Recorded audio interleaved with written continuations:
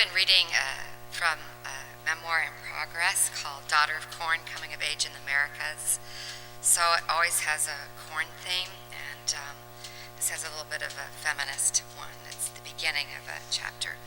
Searching for the feminine truth. The Tlamanes rituals, customs that revolve around the planting and harvesting of corn for the people of the Huasteca region, which includes Guanajuato, where I lived for over 7 years, are elaborate and gender specified. The men in the rural communities play a primary role from the very beginning of the ritual. Thanksgiving ceremonies, petitioning, offerings and prayers assuring the people that their God will watch over the corn are all important aspects of worship.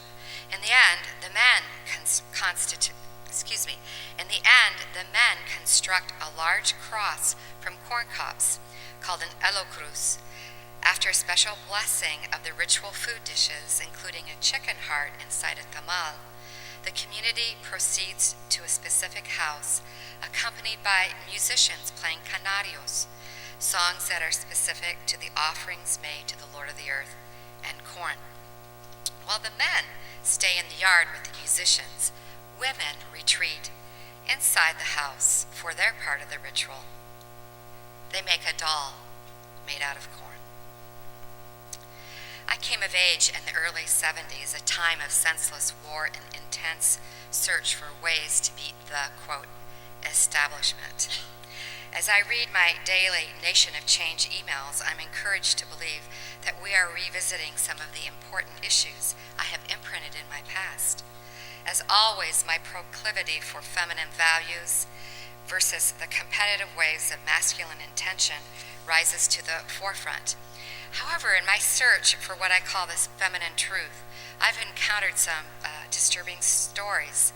Intelligent women who depend on a 20-year relationship with a shrink, an astrologist, a shepherd in a religious group, or an extravagantly costly spiritual phone guru are not self-empowered women. In fact, the cultural world of the times in which I now live places so much emphasis on the supernatural that I wonder if it is not intentional.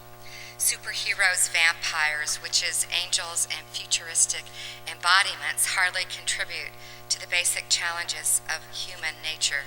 No magic wand will create a job to pay the bills and loans in this age of economic strife.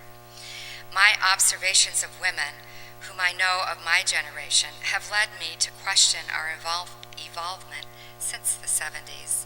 Tolerance, forgiveness, reconciliation, attention to circumstances not just of family but to the other, seem tragically lacking in many of their worlds. I say this because my expectations for women those many years ago were high. I expected that by the year 2011, I would no longer be saying, it's still a man's world. I fell in love with a Benedictine monk when I was 25 years old. He was tall, lanky, and had eyes the color of the Iowa sky on a cloudless summer day.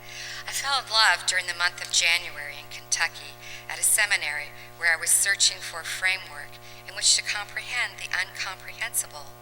What I actually discovered at the seminary, however, was deceit, sexual harassment, and of course, impossible love.